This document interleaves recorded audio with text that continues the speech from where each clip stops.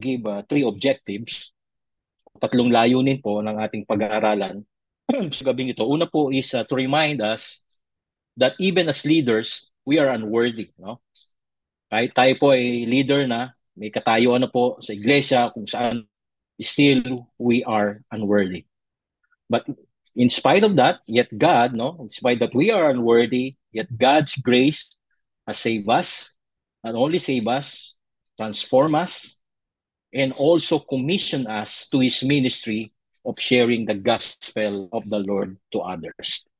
And ang second objective po natin is to reinforce, no? I-reinforce po yung the truth, yung katotohanan based at a life change. I-reinforce po yung katotohanan na biyaya ng Diyos na kaloob sa atin ay po natin pwedeng gamitin para tayo ay patuloy na mamuhay sa kasalanan. Instead, should fuel us to live holy life, no? Yung grace na ibinigay natin ng Panginoon should fuel us or should to live a holy lives before God. Tandaan po natin, if we remember ang lahat ng ginawa ng Diyos sa atin, sa napakagandang mga ginawa niya, sa pagsasakrisyo ng ating Panginoong Kristo doon sa krus ng Panginoon, I think nararamdaman lang naman po magkaroon po tayo ng appropriate reasons na kung saan to do our very best for His glory. Amen po ba? And pangatlong layunin or object po natin sa sabing ito is to teach those who are serving the Lord, no? Na as a servant, we have our living as human being. That's why, if let's rely on our strength, no, probably we will just be a paper. But however, no, ang sabi Paul, your grace is sufficient. No? That's why as a leader, okay, as ang manggawa ng Panginoon, we should depend always on the grace of God because the grace of God is more than sufficient for us. And in that case, it is completely necessary for us in order to accomplish all the Lord has set out for us. Amen? Now, ang text po natin ay 1 Corinthians chapter 10, verse 9 to 10. No? If you have your Bible with you, pwede nyo pong buksan ito sa 1 Corinthians chapter 15, verse 9 to 10. Ito po ang sabi ng salita ng Diyos. For I am the least of the apostles. Si Apostol Pablo po ang nagsasalita. And do not even deserve to be called an apostle because I persecuted the church of God. Verse 10. But by the grace of God, I am what I am, and His grace to me was not without effect. No, I work harder than all of them, yet not I, but the grace of God that was in me. Alam niyo po, every year, I believe dito po sa Canada is October, and sa US, I think November, meron po tayong tinatawag na Thanksgiving celebration. Amen po ba? And I personally consider na Thanksgiving is to be one of the best holidays in this country. Bakit po sabi? Because I believe it provides us with the opportunity to really reflect on the goodness of God. Tama po ba? No, kaya nga po tinawag Thanksgiving no? This is every year people are celebrating and reflecting on the goodness of God. Now, how many of us here take time in life na nanahimik or just huminto lang, no? Biglang huminto ka lang at napaisip ka at in-examine mo yung buhay mo. At sa pag-examine mo ng buhay mo ay na-realize mo o na ka doon sa mga abundance ng Panginoon. Meron po ba sa atin gano'n? Na minsan ka, nag-isip ka, tinignan mo yung ginawa ng Diyos sa buhay mo, then you realize, no, na napakarami lang magaganda ginawa ang buhay natin. At ang yun, maraming pagpapala, abundance, pinagkaloob natin ng Panginoon. Well, bagay nating abundance and His blessing, of course, pumapag ang physical and material blessing, nandiyan good health, nandiyan provision of food, clothing, roofs over our head, jobs in the midst of, recession or etc. Ganun din, relational blessing by which we have good relationship with our loved ones, with friends, with our relatives, and we with our church mate and even church leader. Abundance of His blessing is spiritual blessings. Ano po ba ang natanggap natin when we say spiritual blessing? Believe one of the greatest spiritual blessing that we have, forgiveness of our sins. No? Pinatawad sa ating mga kasalanan at tayo ay hindi na mapapahamak at tayo ng buhay na walang hanggan dahil pananampalataya kay God. That's a blessing. And also answered prayers. No? How many of us here na halos lahat ng dalangin natin ay nasagot ng Panginoon? You can consider that a spiritual blessing. And not only that, God's precious promises. No? Bible po punong-puno ng promises ng Panginoon na ipinangako sa ating mga nananampalataya. And I believe lahat po ng pangakong yan ay ate pong nararanasan sa ating buhay. Ganun din, blessing ministry na meron po tayo ngayon. I do believe that is a blessing, na magkaroon tayo ng ministeryo at tayo po ay gamitin ng Diyos sa ministry na ipinagkatiwala po sa atin. That is one of the spiritual things. Okay? However, minsan po nakatakot ng ipin kung tuwing Thanksgiving lamang po ang tao nagpapasalamat. Pag sinabi po kasi natin tuwing Thanksgiving lang yan, it just once a year. No? Once a year lang tayo nagpapasalamat. Pero hindi po dapat. No? Bilang mananampalataya, bilang mga leader, lingkod ng Diyos, kung tayo daw po dapat ay magpapasalamat not just only once a year, but 365 days a year. Meaning to say, 365 days a year, every day, na tayo gising, every day, tayo nabubuhay, tayo ay grateful sa ating Panginoon. Amen po ba? So, maaaring po natin, bakit kailangan, Pastor? Why would I think that every day I should be grateful? Bakit nga ba? Bakit ko ba laging magpasalamat sa araw? Alam niyo po, kailangan po nating pasalamat araw-araw. Gawa ng niyo po, tayo ng mga tao, meron pong tendency tayo na maging ungrateful. Naniniwala po kayo na dumarating po ang pagkakataon sa ating mga tao na meron tayong tendency na mag-ungrateful. Alam niyo po isang example sa Bible ng mga tao doon na naging ungrateful. Kung titingnan niyo po sa Luke 7:11 to 19, ito po istorya kung saan 10 may ketong. 10 may ketong na pinaling ng Diyos. Nakita po natin nandoon nasan ang kagalingan ng Diyos. Gumaling sila sa ilang sakit na kung saan walang lunas. Pero makikita niyo po, kung sa talatang yun na sinabi sa Luke 17:11 to 19, isa lamang po ang bumalik para magpasalamat. You imagine just 1 out of 10. 10 pinagaling, isa nga nagpasalamat.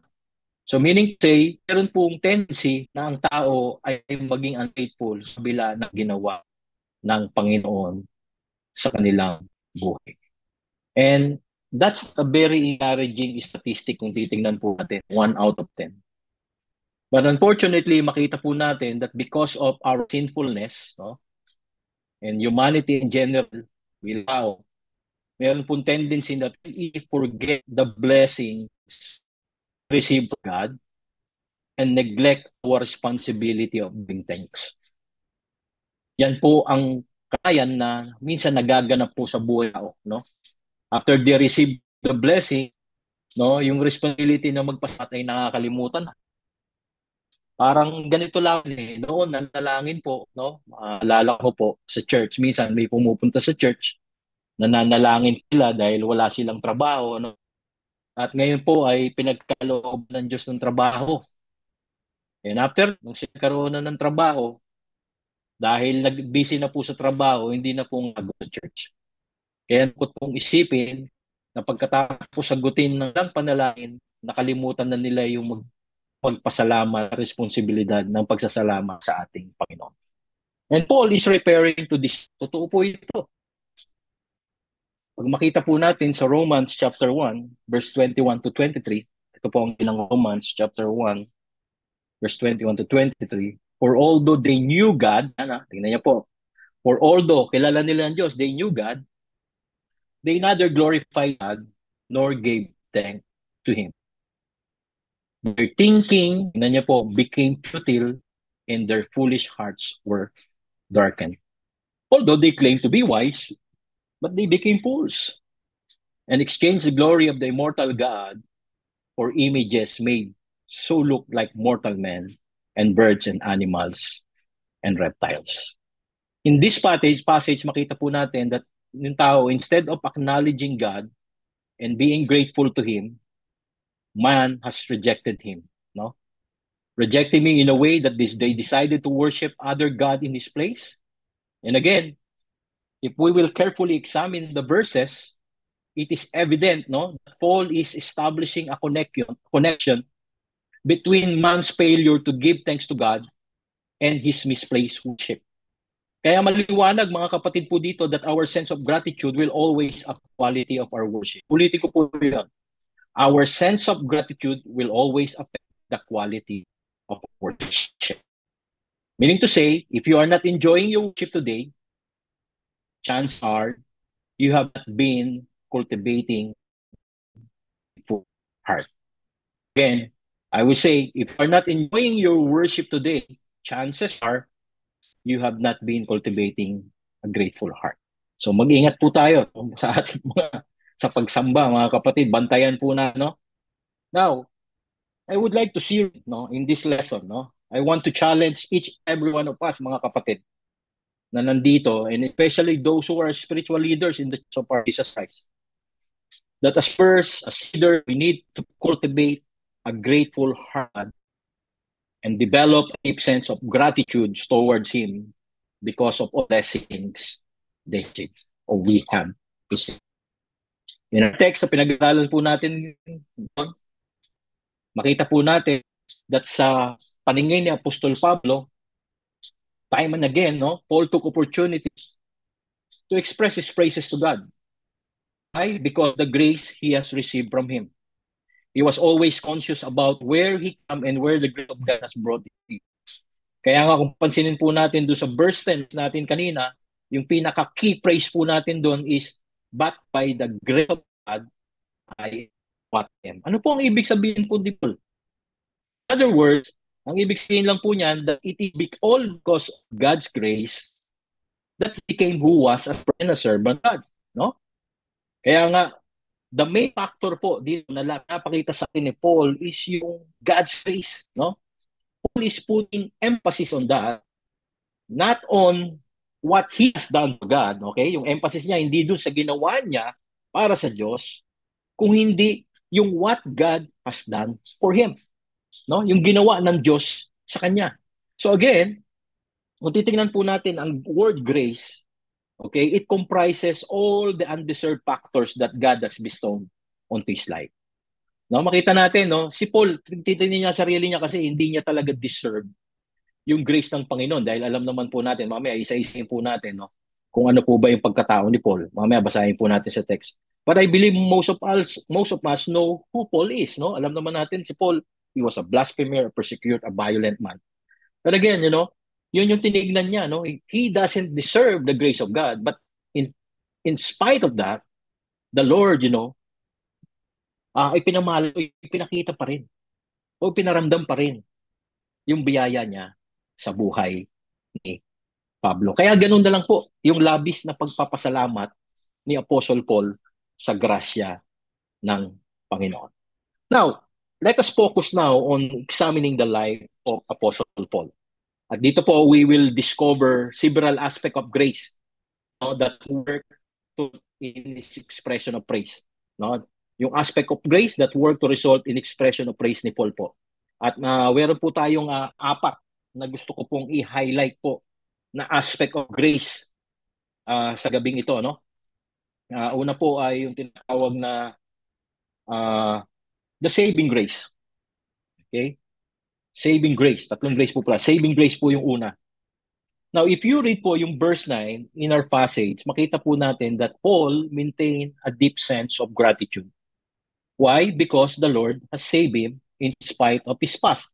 Katulad nga po ng sinabi ko, he was once a persecutor of the Church of Jesus Christ.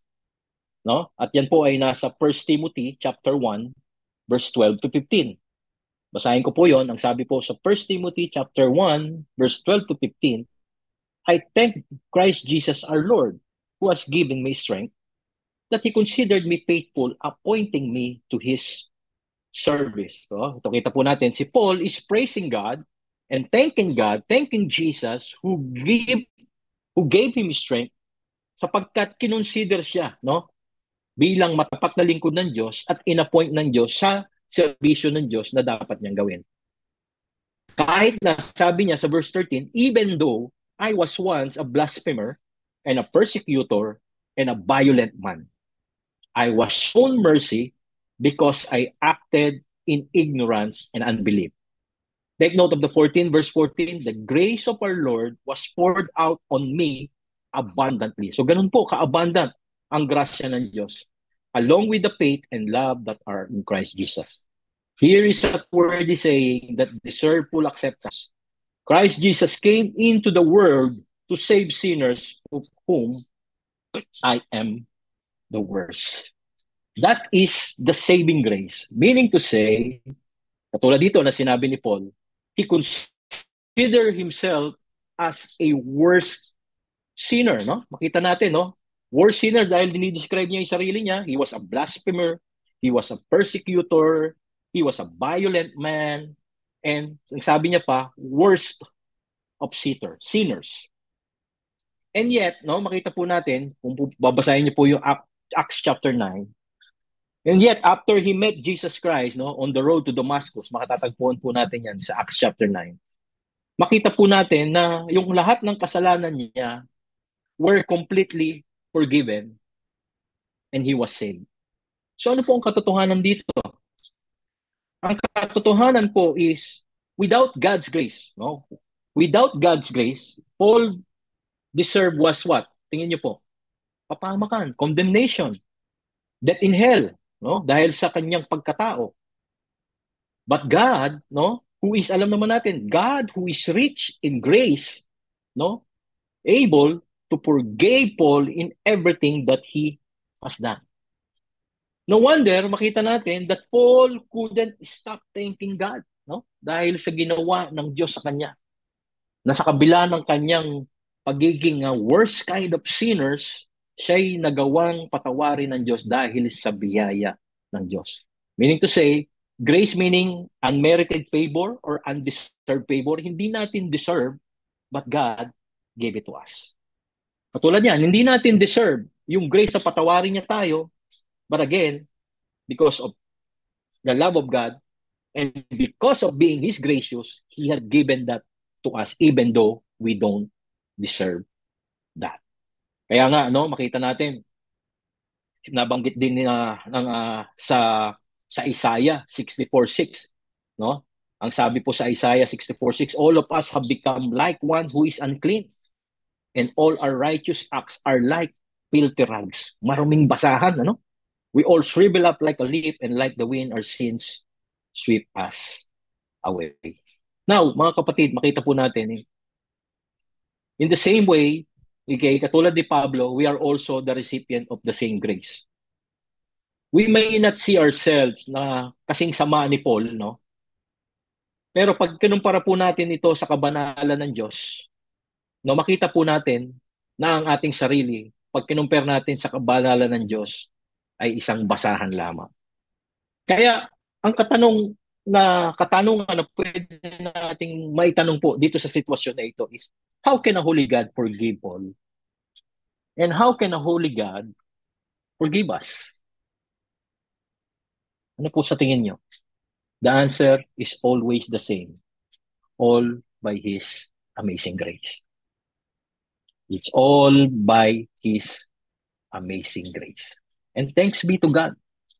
Because of that grace, kahit na anong laki ng kasalanan natin, kahit anong sama ng pagkatao natin, God forgave us.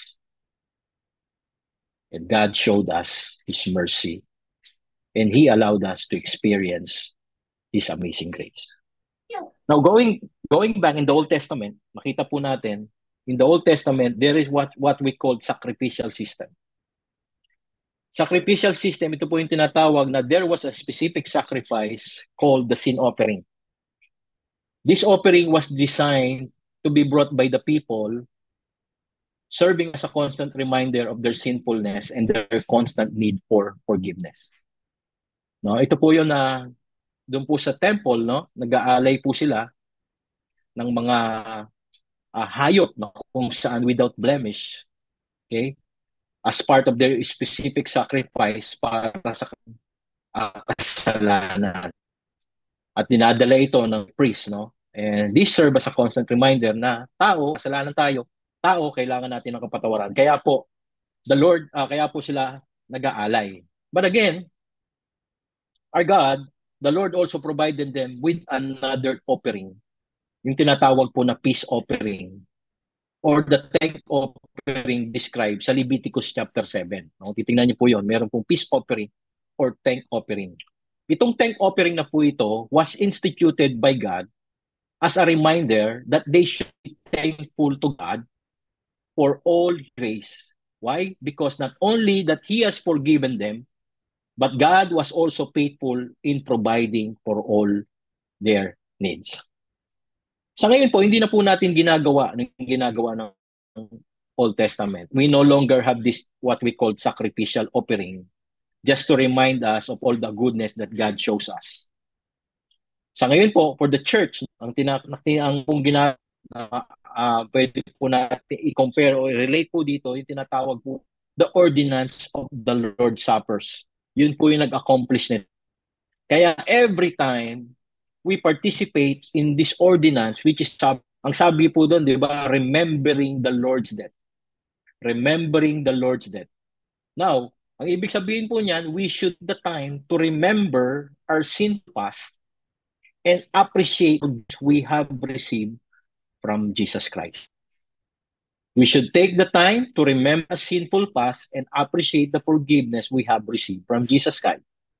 Aside from the Lord's Suppers, ano po kaya ang pwede natin? What else can we do? How can we maintain a grateful heart based po sa salvation na ating natanggap? I believe perhaps there's one more way that by constantly sharing to the lost. Ito po isang pagsusukli ng pagpapasalamat sa kaligtas na kapatawaran ng ating natanggap. No? Not only to participate in the ordinance of the Lord's Supper, but again, one more way, by constantly sharing Jesus to the lost. Kaya kung meron man po tayong first ministry bilang mananampalataya, no? Ito po talaga maging evangelist po tayo. Evangelist in a sense that we should always share the good news or the gospel of Christ. Because I believe, mga kapatid, whenever the Lord uses us to lead us someone into salvation, I believe it will always remind us of the time that we ourselves were saved, no? Nung po ay naligtas. Someone shared the good news to us, that's why we were able to believe in Christ and to experience the salvation. And again, Paul is sharing this kind of perspective as well. Sabi niya, chapter 1, verse 14 to 16, ito po ang sabi ni Paul. I am obligated both to Greeks and non-Greeks, both to the wise and to the foolish. That is why I am so eager. Tingnan niyo po ito. Take note of this. To preach the gospel also to you who Rome. Ito po yung sabi niya sa verse 16. I am not ashamed of the gospel. Bakit siya? Ba't kaya hindi siya nahihiya? Ba't di niya ikahihiya ang gospel? Because, ang sabi ni Paul, it is the power of God for the nation of everyone who believes. Una sa mga Hudyo, first for the Jew, then for the Gentile. Here, makita po that Paul always felt obliged to share the gospel with others. No? Yun po talaga yung passion niya. Mag-share ng gospel sa mga tao. Bakit po? Because he understood, o naiintindihan niya, it's through the gospel, other people experience the power of God. So totoo, natunay lang na sa mabuting balita lang mararamdaman ng tao pangyarihan ng Diyos. And Paul see this. Kaya nga, ito yung kapangyarihan na nagbago ng buhay. Experience mismo. At kaya naman, lala siya kay Iger na yung kapangyarihan ng salita ng Panginoon o kapangyarihan ng Diyos na bumago ng buhay niya ay maramdaman din ng ibang, ma-experience din ng ibang tao. And I pray no, na maging ganun po yung ating pananaw sa buhay bilang mga mananampalataya. Tayo po, dahil sa biyaya ng Diyos, because of His saving grace and His amazing grace, instead na tayo mapahamak, death to hell, condemnation, hindi po nagganap yon. Dahil po sa biyaya ng Diyos, sa mayamang biyaya niya, tayo po ay naligtas at ang buhay po natin ay nabago at naranasan po natin ang kapangyarihan ng Panginoon. And the same thing, nawa po, kung ito po ay ating naranasan, ito po yung din ay atin namang iparana sa iba. Pagkita ng pagpapatuloy na pagpahayag ng Ebanghelyo ng ating Panginoon. Amen? Second grace that I would like to discuss is the serving grace. Kanina po is saving grace. Ngayon po is the serving grace. At sa buhay po ni Pablo, makita po natin that after he was saved, no, God's grace went in. Sa paanong pamamaraan po? He was appointed to a life of service. No? Yun po yun, yung God's order. Hindi niya deserve na maging lingkod ng Diyos, hindi niya deserve na gamitin ng Diyos, pero because of the grace again ng Panginoon, no, he was appointed to a life of service. And in this sense, makita po natin that he maintain a deep sense of gratitude, no? Deep sense of gratitude, hindi lamang sa kanyang kaligtasan, but also sa kanyang pagkakatawag. Ano po ba ang pagkakatawag ni Paul? He was called to be apostle of Jesus Christ. And he seriously felt, no, as if he did not deserve the privilege to be called an apostle rather. Which is what we see in verse 9 ng passage natin, nagsabi niya, for I am the least of the apostles and do not even deserve to be called an apostle. No? Paliwanag po, no? Kita natin. But again, Paul could not believe that. Alam naman natin yung past niya, no? But again, here makita natin, in spite of the past life of Paul, God elevated him. Itinaas po siya ng Panginoon, okay, to the extent of giving him the calling of being an apostle. Now, pag sinabi pong apostol, ano po yan? Now, in the New Testament, pag sinabi pong apostol, okay, ang simpleng meaning po niyan is a sent one. Sugo o pinadala, no? Or pwede po nating, in other words, pwede nating official messengers, tagapaghatid ng balita, ng mabuting balita. Now, these are the title, no? Paul was used, okay? Nga, as believers, Christians, no? Alam natin that really Paul is really a preacher, a messenger of Jesus Christ and messengers of His gospel. At makita natin yung grace, no? Kung gaano yung grace nagpo-promote sa isang lingkod ng Diyos, no? Na tayo ay gamitin niya. Hindi lang actually si Paul ang tinawag na apostol, kundi yung the rest of the 12 of apostles. No, si Peter, James, John, and the rest of the 12. They are sent one, no? Sinugo sila ng Panginoon Jesucristo to preach the good news and to preach the gospel. Again, in verse 10, focus po tayo doon. Looking at verse 10, since Paul saw this as a great privilege, sabi po doon, it compelled me to do his best serving the Lord. Sabi po doon, His grace to me was not without effect. No, I work harder than all of them. Ang ibig sabihin lang po niyan, he did not want the grace of God to be wasted on him, no? So it became a source of motivation to work as hard as he could in serving the Lord. Oh, ang ganda po na example na ito na ipinapakita po sa atin ni Pablo. Alam niyo po, there are times where God's people do not know how to properly respond to God's grace. Kaya nga, instead of devotions, there are Christians who saw God's grace as something to exploit and manipulate. Kaya nakakalungkot po ngayon, maraming mga Kristiyano na instead na maging deboto sa kanilang pananampalataya, ay mali ang kanilang nakikita sa pananaw dating sa biyaya ng Diyos. Na parang yung biyaya ng Diyos, kanina nga sabi ko, they use it as a license to sin. But dito naman, ginagamit nila something to use to exploit and manipulate God. No? Pero hindi po eh. Hindi po ganun eh. Hindi po kailangan na maging ganun po ang ating attitude when it come to serving God, no? Kaya nga kaya ito yung mga example na to eh na hindi okay naman kung hindi ako makapaglingkod ngayon, okay lang naman, naiintindihan naman ni Lord. Alam niya naman yung sitwasyon ko.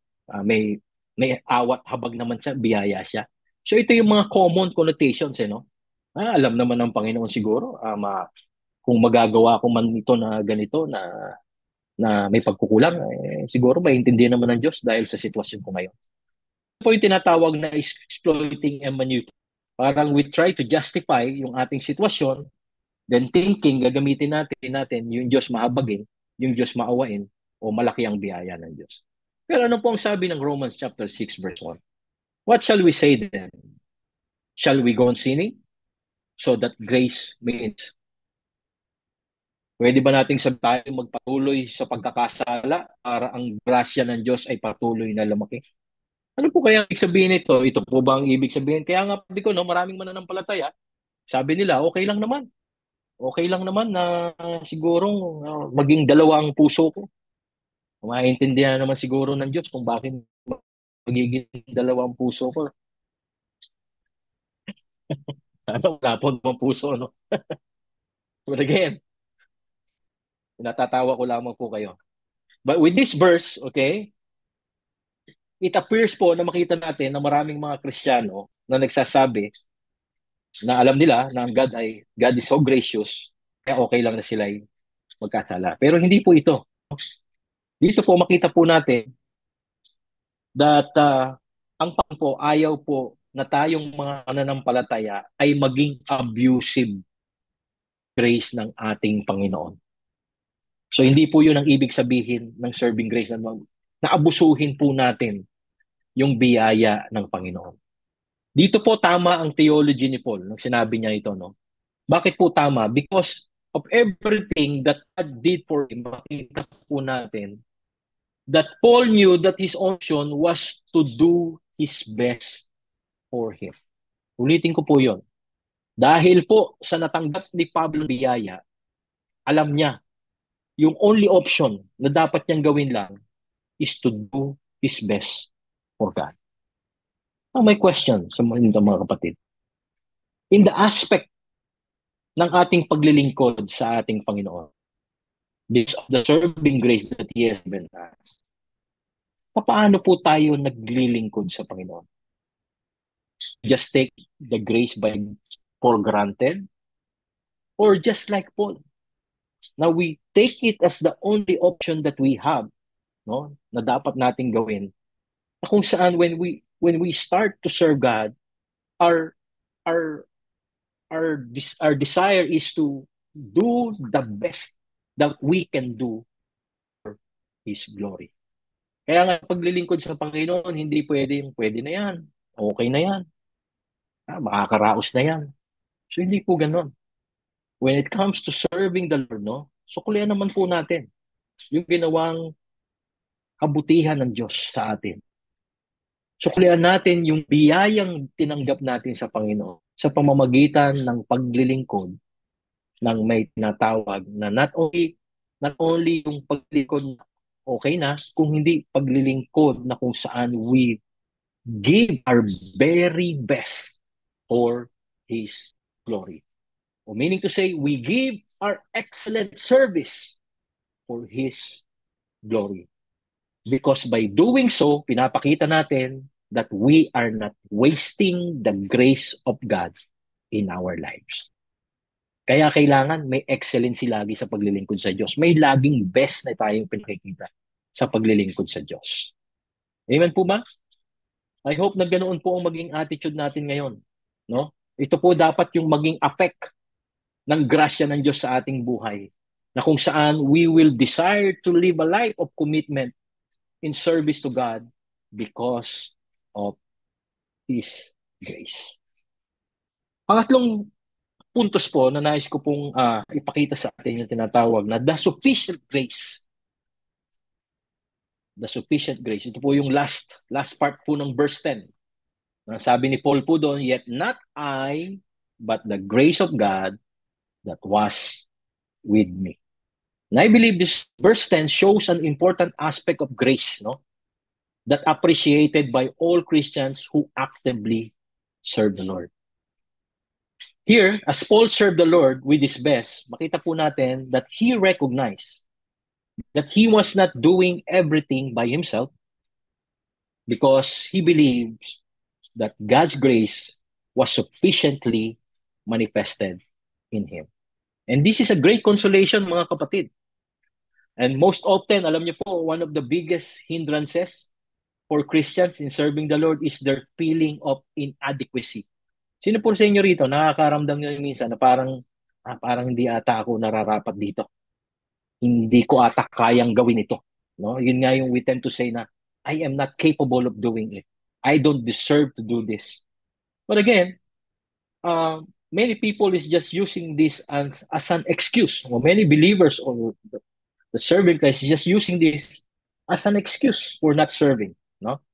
But again, let us always remember that we have encountered the grace of God. No? And the grace of God, kaya nga sufficient yun sufficient grace. Because this sufficient grace is the one that will enable us to do the things for God. Amen? Kaya, it's only by grace. Kung tayo man po ay ginagamit ng Diyos, kung saan man larangan ng ministeryo po tayo nilagay ng Diyos, tandaan po natin na hindi po yan dahil sa ating sariling kakayanan o kapasidad. Tayo po ay isang abang lingkod lang ng Diyos na ginagamit niya dahil sa kanyang biyaya. Hindi po tayo karapat-dapat na gamitin, pero dahil sa biyaya ng Diyos, dahil sa supisyenteng biyaya ng Diyos, tayo ay ginagamit niya. And He will enable us to do the things na kung saan hindi natin akalain na magagawa natin. That is because of His grace. Kaya ang sabi ni Lord sa Ephesians chapter 4, verse 7, verse 11, and verse 12, itong sabi ni Paul, but to each one of us, grace has been given as Christ apportioned it. No? Po tayo kanya-kanyang grace. In-apportion po sa atin yan. Ito po yung fivefold. Kaya nga, apportion, meaning to say, merong inalat sa bawat isa. Allotted call o allotted things to do to each one. Ang sabi po, it was He who gave some to be apostles, some to be prophets, some to be evangelists, and some to be pastors and teachers. Now, ano po ang purpose ng mga yan? Yung fivefold ministry na yan. To prepare God's people for works of service so that the body of Christ may be built up. Alam niyo po ba yung salitang grace dito? Yung salitang grace po dito in this passage is become the basis for the teaching of spiritual gifts. Ang ibig sabihin lang po niyan, these are the abilities, yung kanina sinabi ko po, no, na fivefold, are capacities given to us. Sino po nagbigay kaya sa atin ito? Given to us through the Holy Spirit in order for us to serve God effectively in His church. And each one of us, okay, ang bawat isa po sa atin, tandaan po natin mga kapatid, has been given the grace. Binigyan po tayo ng biyaya or the gift. Hindi natin, pero ibigay po sa atin ng Diyos. Para ano po? Hindi natin deserve, ibigay sa atin para siya ay ating paglingkuran. Amen? Para siya ay ating paglingkuran. Tandaan niyo po mga kapatid, as long as we are willing to serve, as long that we are willing to serve, tandaan niyo po, He can make us able to do so because of His sufficient grace. As long na meron po tayong willingness to serve, He can make us able to do so. Alam niyo, nakikwento ko, hindi ko alam kung kanino po nakikwento. Meron po akong worship lead in my former church. Talagang ang puso niya ay magpaawit sa Panginoon. Ano? Yun po yung kanyang willingness, desire talaga ng puso niya. At the start, talagang kung titingnan niya po yung skill niya, ay talagang malayo po eh. Parang iisipin niyo po na tawag diyan, paano niya malilid yung mga tao sa praise and worship kung ganun yung kanyang boses. Kasi yung boses niya po, actually, may papuntang kaliwa, papuntang kanan. No? Sablay, no? Tempo, wala. Yung tono, wala din. Minsan nasa norte, minsan nasa sa timog, minsan sa kanluran. So, ganun po yung boses niya. Start. Pero hindi po siya natina. Gano? Sabi niya sa akin, Pastor, alam ko po medyo nadidismaya ka sa akin. Alam kasi napapansin niya rin.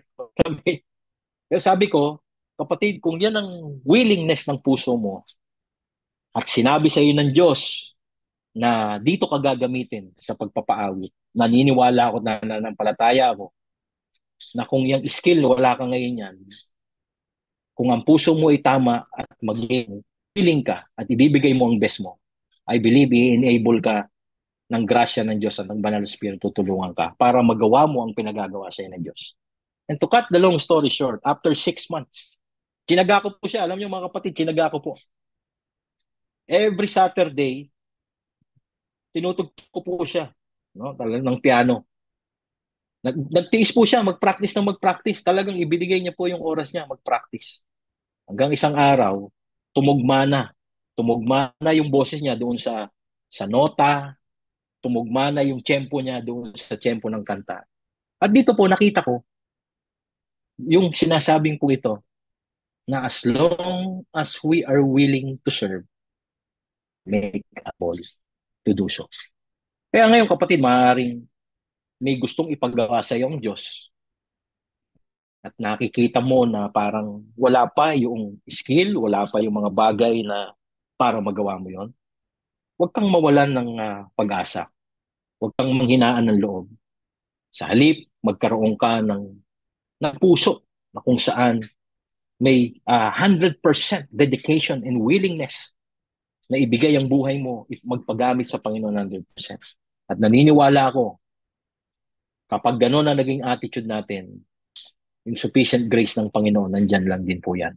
Tutulungan po niya tayo para i-enable niya tayo na gawin natin ang pinagagawa ng Diyos para sa kanyang gloria at kapurihan. Amen po ba? Now, in 2 Timothy chapter 2, verse 1 to 3, ito po ang sabi, "You then, my son, be strong in the grace that is in Christ Jesus. And the things you have heard me say in the presence of many witnesses, entrust to reliable men." Okay, reliable men who will also be qualified to teach others. Endure hardship with us like a good soldier of Christ Jesus. Itong mga talatang ito ay sinulat po ni Apostle Paul para kay Timoteo nung siya ay kasalukuyang nasa pangalawang pagkakakulong niya sa Roma.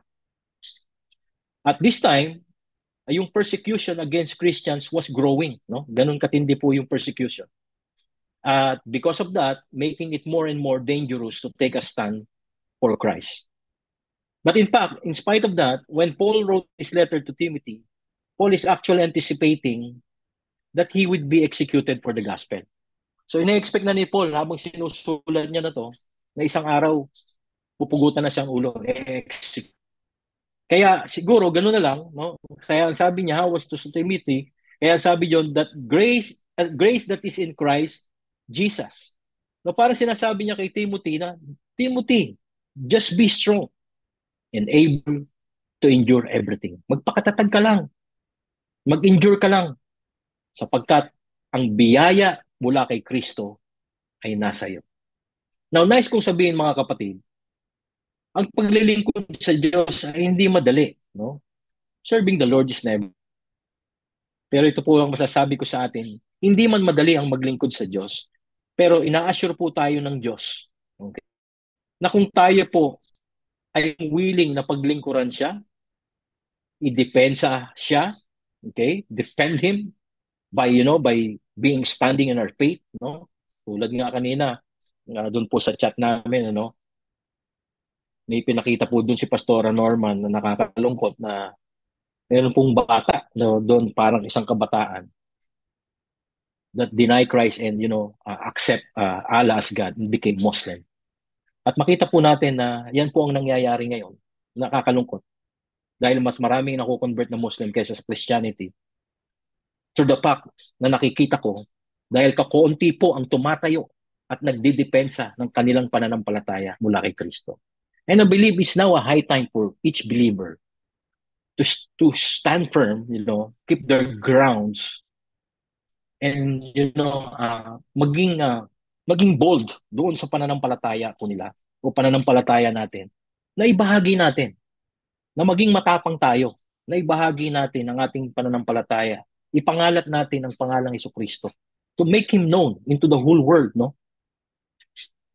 And again, bottom line, bakit walang gumagawa, no? May pagkatakot, or sabihin nila, hindi kami tinawag doon. Maraming dahilanan, nahihiya, or something.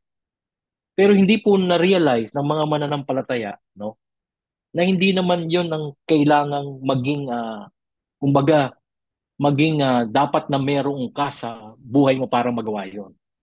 Ang kailangan lang ng Diyos sa atin, yung tinatawag na willingness.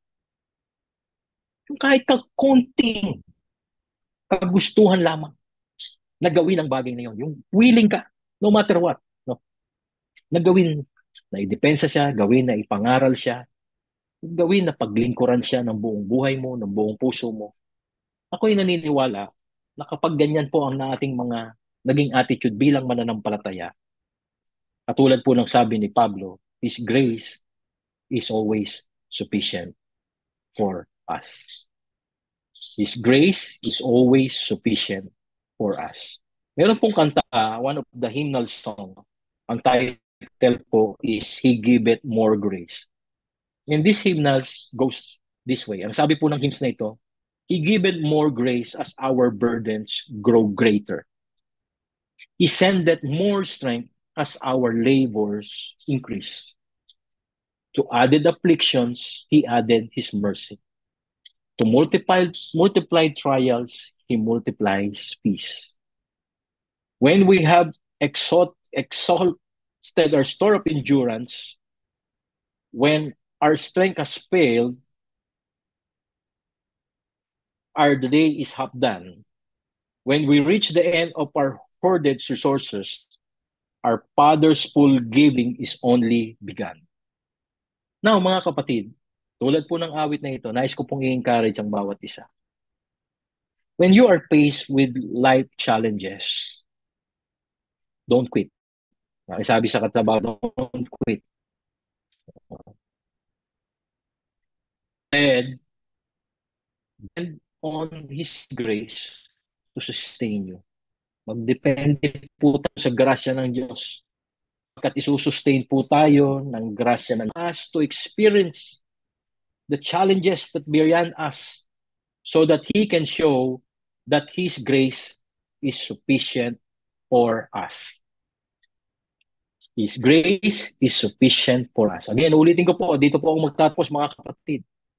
When you are faced with life's challenges, do not quit. Instead, depend on His grace to sustain you. Because God allows us to experience challenges that are beyond us so that God can show us that His grace is sufficient for every one of us.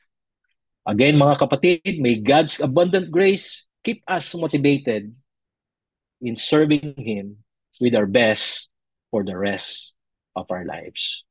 Isang mapagpalang gabi po sa ating lahat, and I pray na tayo po ay napagpala din ang salita ng ating Panginoon. Salamat po. Sige po, they can play. Salamat po, Pastor Joel. Napakagandang pagtuturo. Po. At ngayon po si Brother June ay magpapatugtog po ng isang awitin. Namnamin po natin ito. Isa po siyang Tagalog song. And then hilingin po natin kay Pastor Joel na pangunahan po tayo sa short prayer.